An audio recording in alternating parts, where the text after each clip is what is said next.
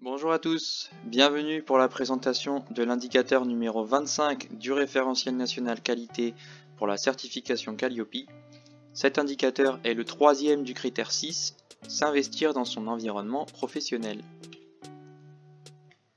L'intitulé de l'indicateur 25 est le suivant: le prestataire réalise une veille sur les innovations pédagogiques et technologiques permettant une évolution de ses prestations et en exploite les enseignements.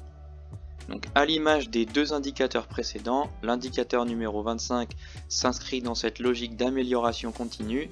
Cette fois-ci, le thème est l'innovation pédagogique et technologique.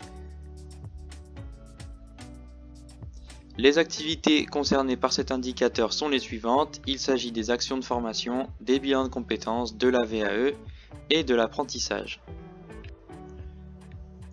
On commence par nos conseils pour cet indicateur qui vient donc compléter les deux indicateurs précédents. Ces trois indicateurs se regroupent tous dans la même logique d'amélioration continue de votre organisme à travers la recherche documentaire. Cette fois-ci, cet indicateur porte principalement sur les innovations pédagogiques et technologiques qui peuvent améliorer la qualité de vos prestations.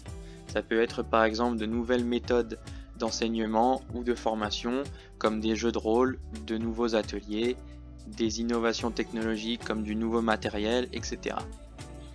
L'idéal est donc à nouveau de vous servir de votre base documentaire qui pourra donc être unique pour les trois indicateurs, même si séparés en différents thèmes, afin de pouvoir compiler les documents les plus enrichissants et surtout les transmettre à votre équipe. On enchaîne avec les pièges à éviter et les non-conformités. Le niveau attendu pour cet indicateur sera de démontrer la mise en place d'une veille sur les thèmes de l'indicateur et son impact éventuel sur les prestations. Donc vous voyez qu'en termes de niveau attendu, on est sur les mêmes que pour l'indicateur précédent. Donc à nouveau, il faudra faire attention à bien effectuer la collecte et le traitement des informations que vous aurez compilées, mais aussi de bien les rendre accessibles à votre équipe. À nouveau donc, inutile de compiler trop de documents, sélectionnez simplement les plus pertinents. On conclut comme d'habitude avec les points clés à retenir. Donc il faudra prouver que vous effectuez une collecte d'informations et que vous utilisez ces informations pour vous inscrire dans une logique d'amélioration continue. Et il faudra compiler les documents sélectionnés dans votre base documentaire et prouver que ces documents ont mené à une évolution de votre pédagogie.